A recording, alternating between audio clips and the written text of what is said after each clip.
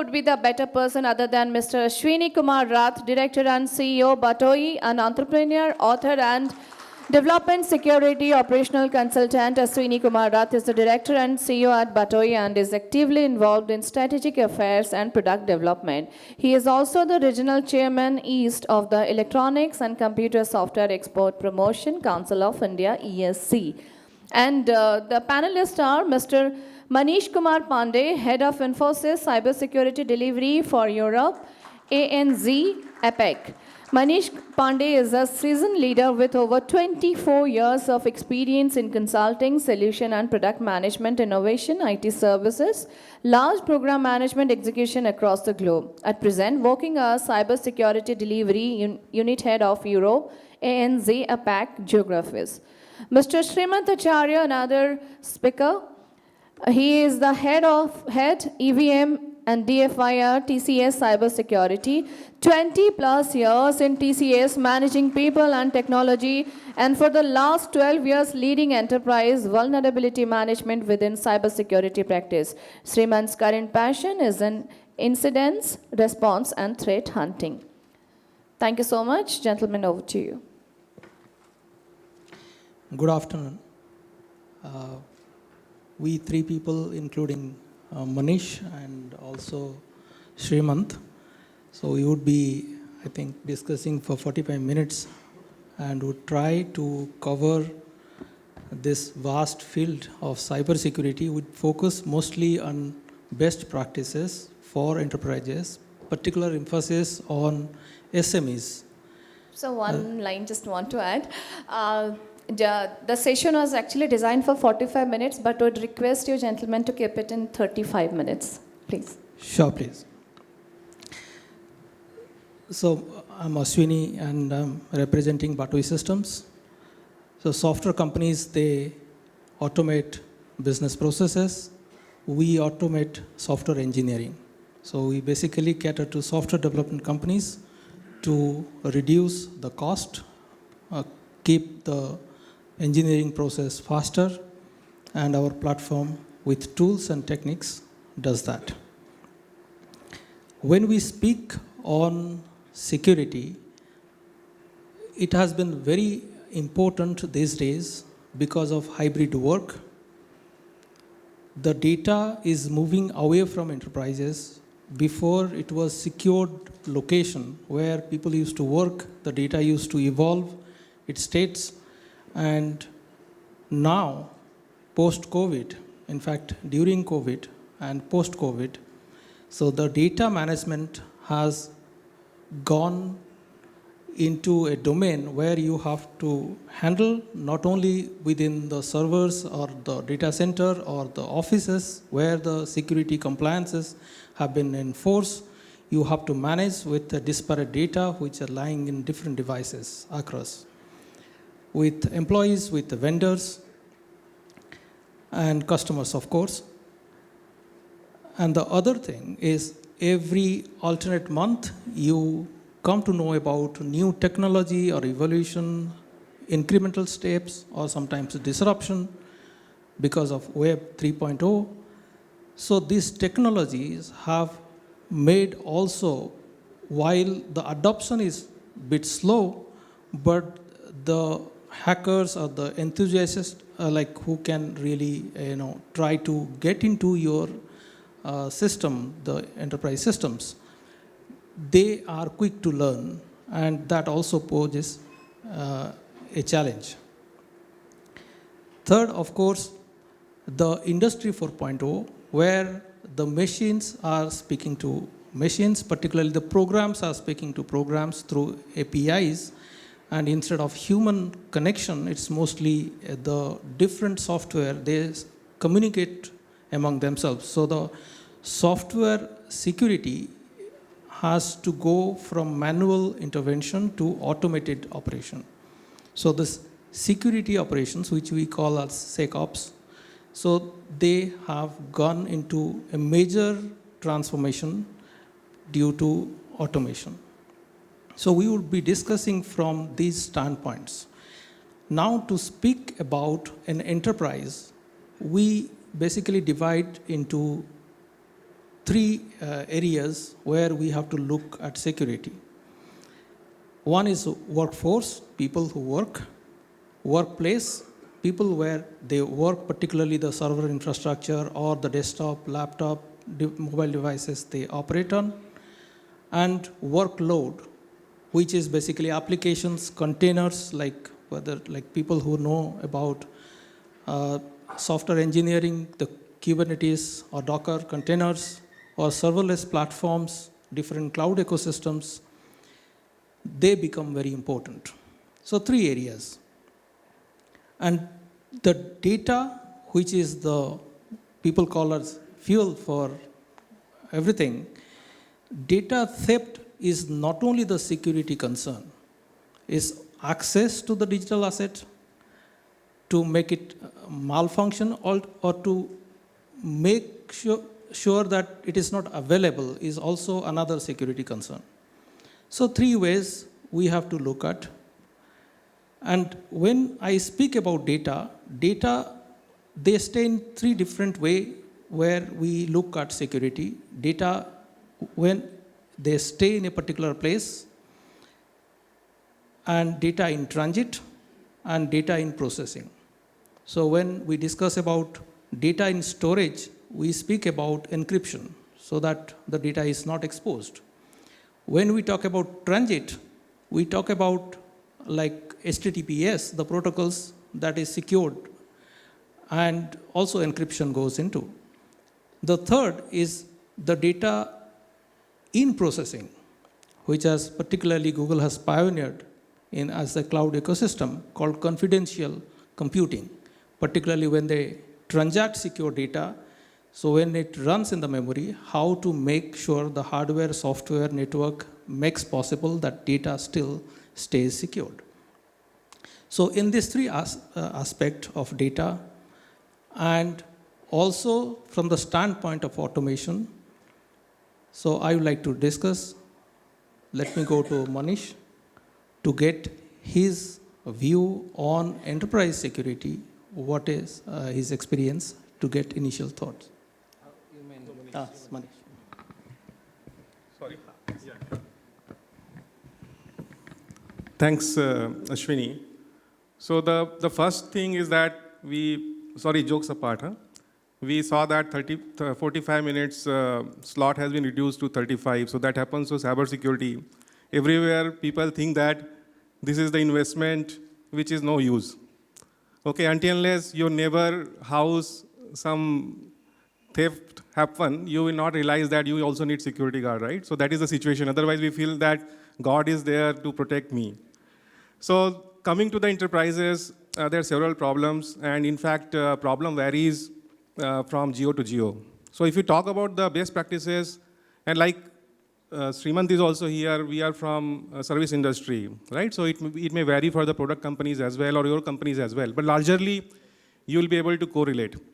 So what happens is in the companies like us who are serving the industries, or let's say any kind of government organization as well, who are serving like common man like us or society.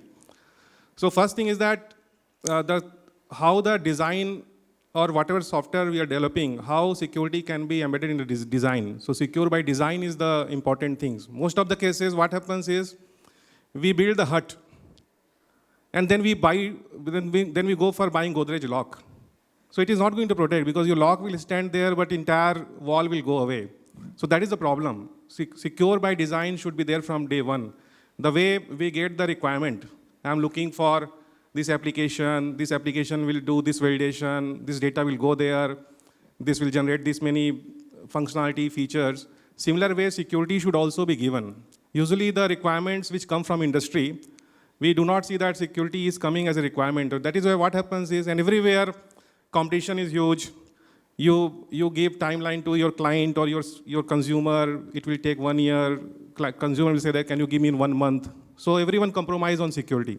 So that is why we feel that security by design is something where we should not compromise. And from day one, the way we go for the, in software industry, we call functional, non-functional. Similar way, security requirement should also be captured. How system is going to behave. Example, he gave Ashwini data. How data encryption will happen. How data is going to transmit. Nowadays, data or business is not limited to one place. Example, we heard the earlier panelist, the healthcare, out of, if I'm not wrong, 6 out of 500 Fortune companies he's serving out of Odisha, right? So lots of data is moving in from North America to Odisha and Odisha to here, and he may have some developer across the India or across the globe. So what is happening? That comes secure by scale. The business is going large, crossing the boundaries. So best practices for the enterprises are when their consumers, their client, or their clients' consumers or their users, if they are across the globe, then how the data, the security, or any kind of other things can be taken care well. So, and same time, enterprise also growing. Example, let's identity access management. We all log into laptop, we have ID passwords and something, right? So everything will be going to be managed centrally. And same time, different languages will come. You may have not only English, like now every company is global, so different languages, different nationals will come, their culture is different. Some places, like in India, we are very comfortable giving Aadhaar card in the mall to get some vouchers for travel, right? But other companies, other countries, you cannot collect those data. Those are very sensitive. In fact, the data which we also share in a goodwill. Even for insurance companies, someone is approaching me, agent, will ask me, can you send me your PAN number, PAN card, Aadhaar card? We share comfortably. But those data can be misused anyway, any manner. So that is why secure by scale is one important, because your data is becoming floating globally. And same time, your consumers, your workforce, your employees are becoming global. So that is why secure by scale. Then secure the future. Most of the time, like again, I'm somehow healthcare, there was no correlation between cybersecurity, but the earlier session registered. So let's say medicine. When we fall sick, we go for medicine and we cure self, right? But somehow we need to think about that. We should never fall sick, right? So that is why secure the future comes here. Whatever tools, technologies we are selecting, how that can protect us. Like every antivirus, you see that, right? It comes that some new policies have come, some attack happens, then they'll give you need to keep updating. Similar way for security controls also, it is not one-time solution. It is not something you can say that I have set up this and now I'm secure. It is the continuous journey. So that is why this design principle and taking the globalization in the mind and protecting the organization or thinking about the future threats, these are the best practices I see, Ashwini, from my side. Srimant, you can add from your side. Thanks, Manish. Thanks, Ashwini.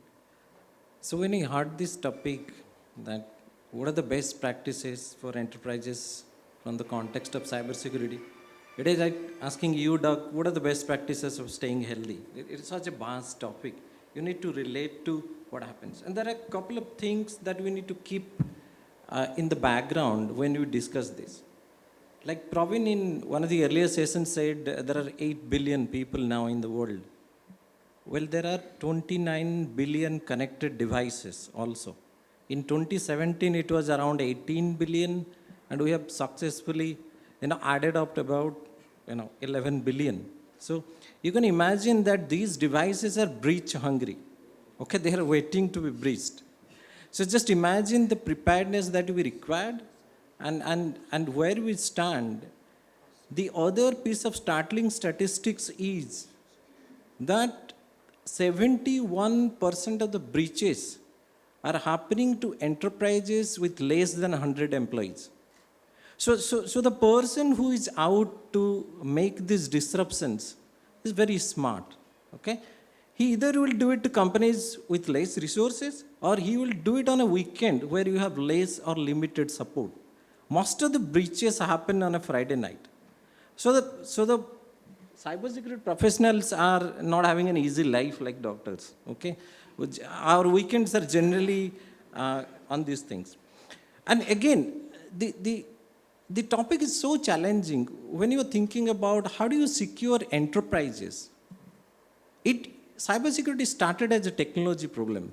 Then it sort of percolated into institutions, corporates, then into governments.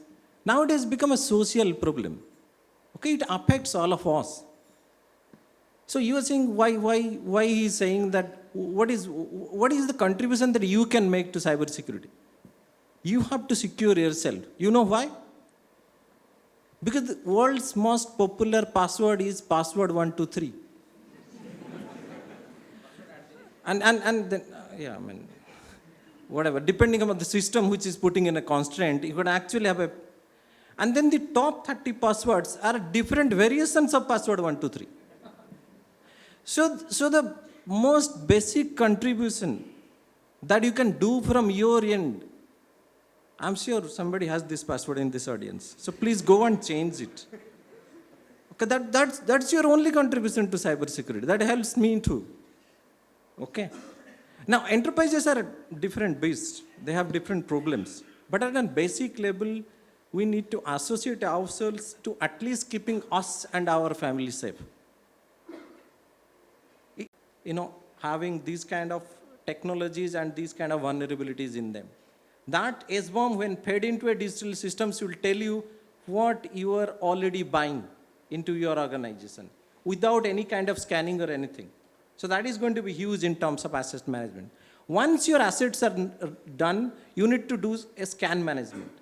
That define what kind of tools you require, what is the frequency of your scan, what kind of scan you are going to do, irrespective of application, infrastructure, and all of that. Now, trust me, in my own cybersecurity journey, I have seen the world getting better at finding vulnerabilities, but not necessarily at fixing them. So there was a challenge, competition around who could find vulnerabilities, but now everybody seems to find a lot of vulnerabilities. But how do you fix them? So third thing was scanning. Fourth thing is remediation management. How are you going to remediate? Which assets are going to be remediated? Which is your critical asset?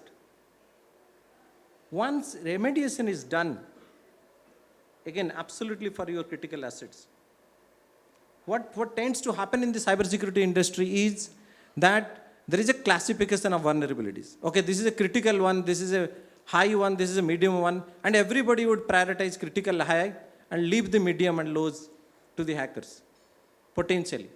Now the game has shifted in terms of, no, solve all vulnerabilities in your critical systems or critical assets. Not necessarily only the critical vulnerabilities themselves. And the fifth thing is, once you have identified your critical assets, put up some monitoring, 24/7 monitoring on those critical assets in addition to your normal monitoring that you are anyway doing.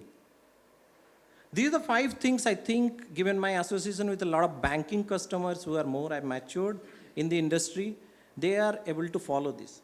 There are a couple of things before I hand it back to Ashwin. Is cybersecurity incidents are going to happen. You are going to find that after something has gotten into your environment, maybe a month after, maybe 6 months after. So the malware, as we call it, which is a malicious software, is resident in your systems or in your organization, and you take a good 6 months to find it. They are invariably going to get into your environment, despite all the preparation controls you have. So what is crucial is backup. Now, a lot of people have automated backups, which means they are online. So I'm getting hold of your system, I can easily get a hold of your backup as well. So one of the other best practices that a lot of big enterprises do is to take care of their offline backup. A backup which is taking the data from active systems and then laying offline, so that when something happens, it can come back up. Few points, and I will react to what then Ashwini has to say. Quite a bit of information, but if I take a cue from this, so you basically spoke about zero trust, which is essentially is a framework for managing security, and in that, which essentially tells about denial by default. So you give least privilege, and only if you need some access, so then only you provide access. Details, the technical details, before going deep into it, which Manish had mentioned about the automation and security by design. Unlike maybe few years ago, the way softwares were getting engineered, was basically the developer would work on the system, would write code, use some framework, and then upload that particular thing to a server to run it, or a cloud to run it on the cloud. Then the security professionals come in and they will do the scanning, they will create a set of vulnerabilities. Then for a remediation, the developers are asked, and this process goes on for a couple of weeks at least. Then we release it to production. This is such a boring and, but when Netflix and they pioneered something which is basically created an automation like DevSecOps pipeline. DevOps pipeline was initially accepted, but then the security came in, which many people call it shift left. Before it was first develop, then operate, then put security. Then we brought it into the middle. So the security should come first, even in the design, then during the development, and also during the deployment. So the security, when the code base is there, that is static analysis of the code also to happen, the security must be found out. The dynamic aspect also, when the system is there loaded onto a server, then the security is also analyzed. So this whole process are now automated. So it takes, instead of taking a few weeks, now per day the release is happening, even 100 releases in large companies. Small companies, they're at least having tens of releases per day, taking my company into account. So can you please elaborate this automation, Manish, a little bit? Yeah, so automation is actually fuel, I should say now. You called about the data. In fact, in the previous discussion also, we saw that because of digital India or digital world, lots of data we are generating, right? And same time, if you see the threats are not now like we used to hear that some big organization in North America got attacked, but we heard about the AIMS now. So if you see that AIMS, and again, your example, 6 monitors and 2 systems, and those 2 systems, I'm 100% sure Windows XP with MS Access database might be running. And same time, you need antivirus, right? So antivirus is, nowadays, no antivirus is standalone. Antivirus works in your only laptop, desktop, which are not connected to network. Everything needs internet. So it talks to internet, and from internet it gets the data, but same time operating system where the antivirus is installed. So that is why automation comes in different way. Example, when breach happens, or let's say when threat happens, of course threat cannot be eliminated. Okay, it is not possible that anyone in the world can say that I'm giving you assurance that nothing will happen to you. We always try to mitigate the risk, and like threat intel, and threat intel is another example. So vulnerabilities are one thing which all the software companies are doing that. So what we do actually is we try to look into, let's say in case of AIMS. Of course, AIMS is not Infosys client, and I do not know who are the service providers. And of course, more competent people might be there, but something happened. So let's say in case of AIMS, what could have been done is someone should have scanned all the servers, all the devices, and could have found out which are the operating systems or which are the policies are old, which are threat to the network. Similar way, firewall. Is it firewall is protecting the DDoS attack or any kind of IP? So if you see here, it is China, which I heard from the media. Again, there is no official analysis or root cause analysis report came out. I am waiting for that. So if you read that, it was like pre-war pilot kind of things. And because of that, the biggest institution, which we are pride, went down for many days. And 4 crores records got stolen. Right? So one thing is that automation is something we should see that how breach can be avoided, or if a breach are happening, then how we can restore the system quickly. Okay, so we do have several automations.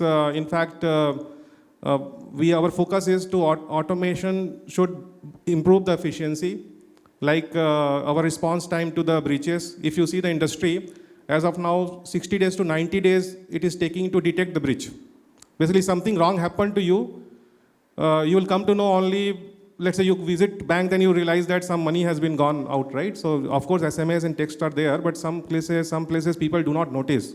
My father called me last month. He said that electricity bill is not paid. Someone is asking I should give detail. I said, I love that, and I said, no, just ignore. So in this world, automation is required behind the scene to protect that. Example, some places, some attacks are happening. So we need automation so that such kind of attacks can be avoided in all the clients. So that kind of things we are doing. So we not only the automation to improve the efficiency, it is something to bring more analytics. So one example is your when any operating system or anywhere you scan the vulnerabilities. So you will find that 1,000, 2,000 problem. Let's say you have 2,000 problem to solve. Which problem you will pick up first? Because it is not possible that all 2,000 problem or 2,000 vulnerabilities you can eliminate in one go. So that is why automation or intelligence are required there to prioritize your action. So this way we are implementing Ashwini, and we do have several things, but because of technology, I am not bringing example how to integrate your anti-access management to your ticketing system, or how you can mobilize your workforce to fix that, but I am not going there. But several automation, all the companies are fueling in behind the scene to improve the operation efficiency. In the automation, it can be at any level. You can actually go, for example, the area that we are working on, how to self-generate code, so that which will not need the programmers in the process. But of course, to create such system also, we need large number of programmers. But that is what sustainable computing is all about, where you have number of desktop people work throughout the day, 8 hours per day to create code. And then there are people who again open the desktops or laptops to test it. Then set of people, they check their security. So if we can automate that entire process, the carbon footprint will decrease. So sustainable secure computing is a basic goal today when we look at providers, when we look at customers, large enterprises, even SMEs.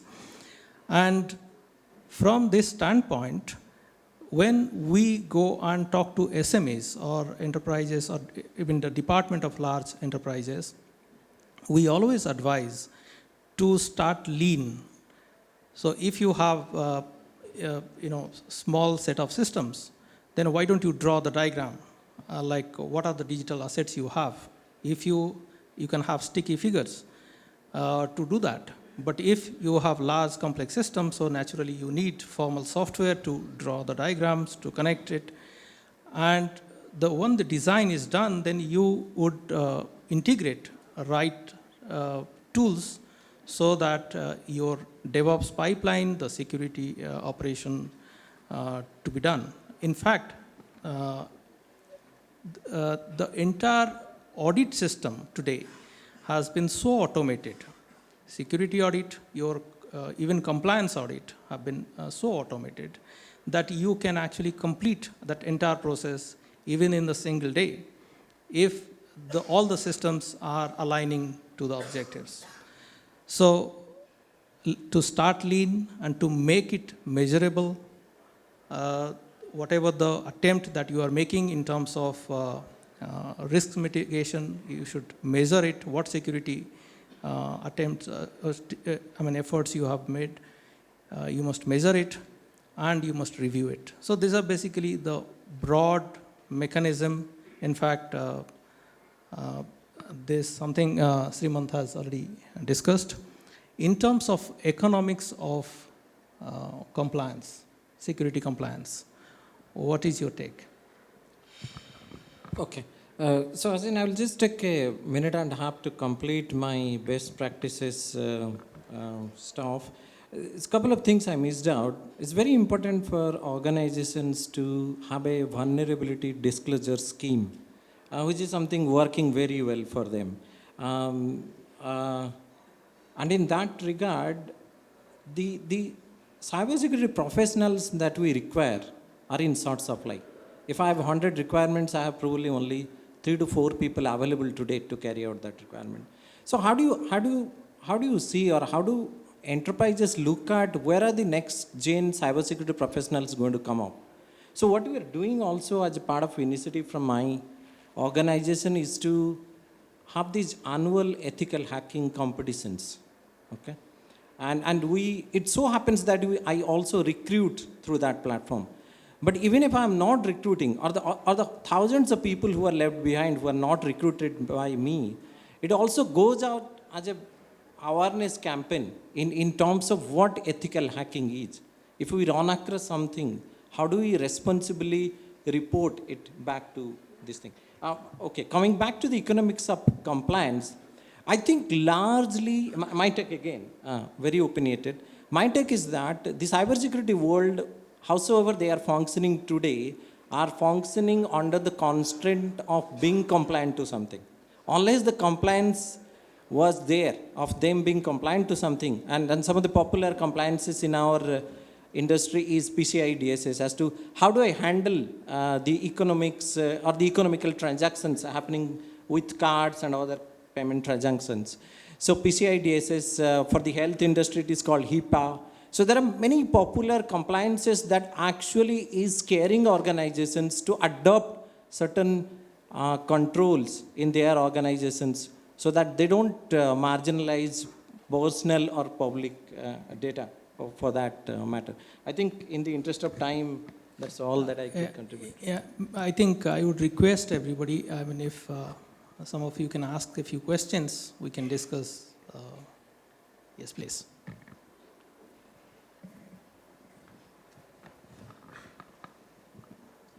Yeah, good afternoon, everyone. So my question is, like cybersecurity is getting, very far in the near future, and what is the application of Web 3.0? Because we are moving to Web 2.0 to Web 3.0, right?